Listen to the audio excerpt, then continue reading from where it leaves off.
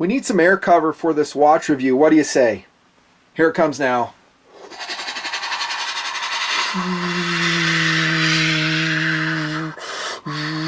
Like the sound effect? A Eurocopter Tiger. How cool is that? I'm showing it in several videos because I love it so much. Luftwaffe version, by the way. In service starting 1998. It was an Aerospatiale product, and now it's an Airbus product. I think they bought the company. Most people call it a Eurocopter Tiger. TAC helicopter.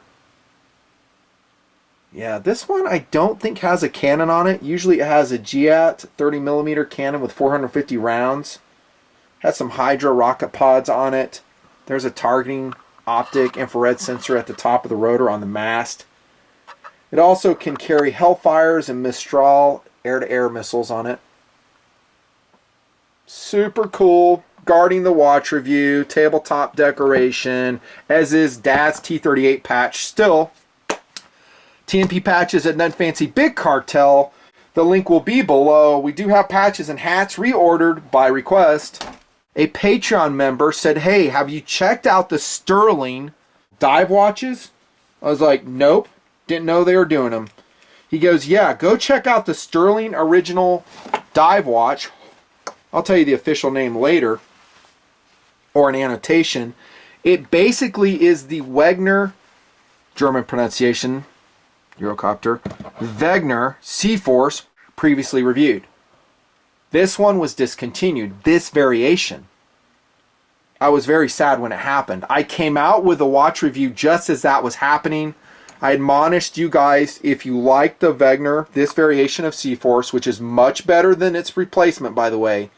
Bigger, more legible hands, cooler looking, says me. Super cool colors. Here comes an orange. Oh my gosh, what a great watch. Get it while you can. That's what I told guys. But it kind of is going out because they replaced it. So the TMP are in Patreon. And by the way, join Patreon, link below. It keeps me motivated. Thanks to my TMP Patreon guys. And everybody, actually. Those guys are just, it's fun to talk to them.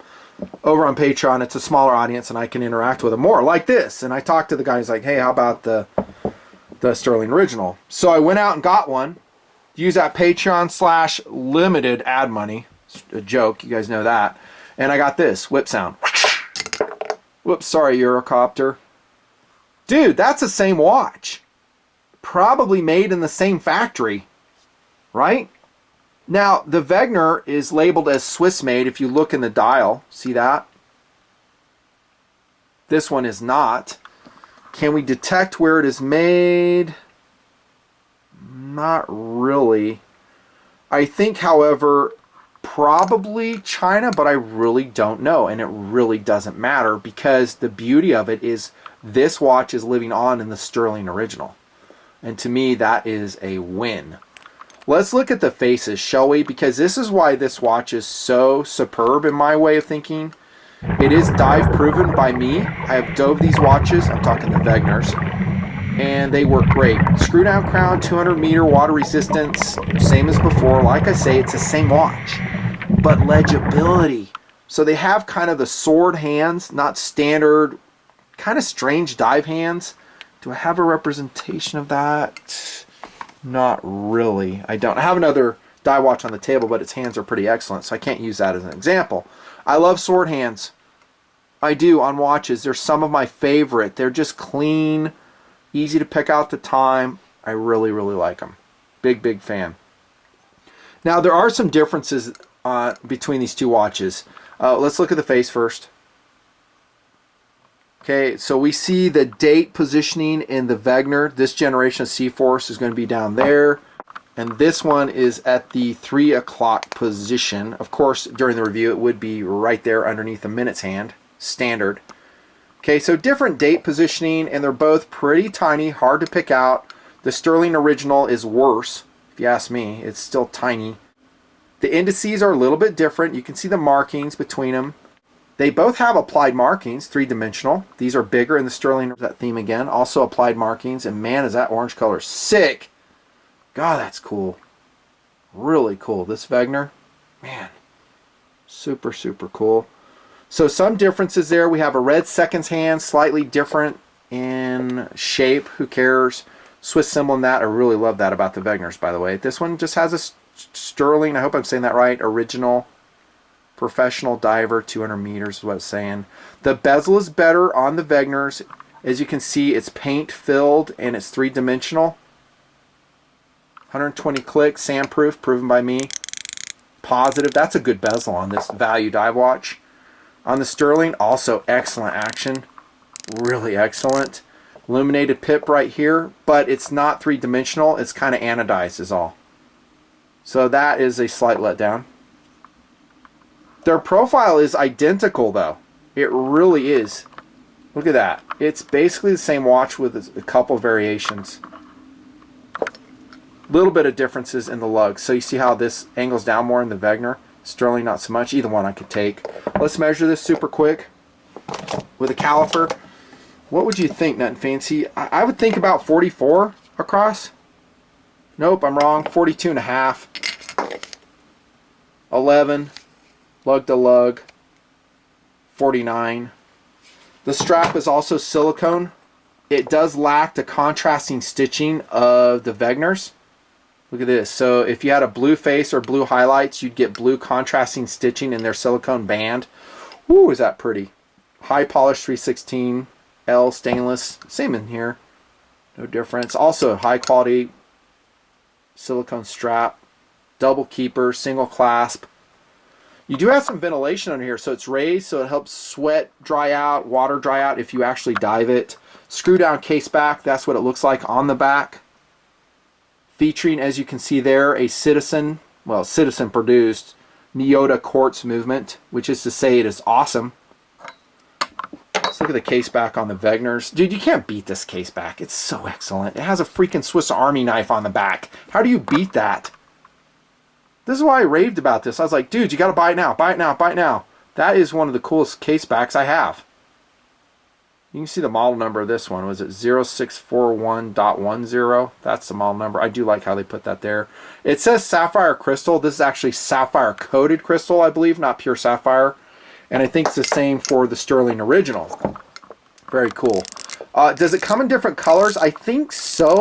The Sturhling does. Different colors, you betcha. To me, it looks almost identical, these two watches. Again, screw down crown, good action of the crown.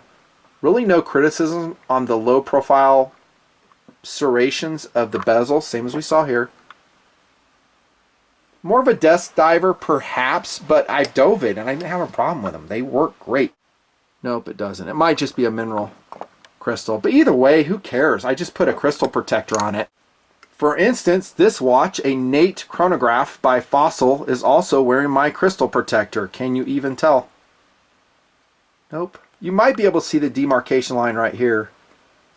That's why I say it doesn't really matter. If you have a mineral crystal, it's fine. You don't need a sapphire. Just put one of these on there, dude. It's awesome. Competitive options against the Sturhling original and the Gen 1, I think it was Gen 1, Wenger Seaforce. What would you choose? Well, dude, you can never go wrong with the value Casio. Which one is this? The MD180, I think? MDV108 is what this one is. Wearing a NATO strap. This made an appearance in my strap video, by the way.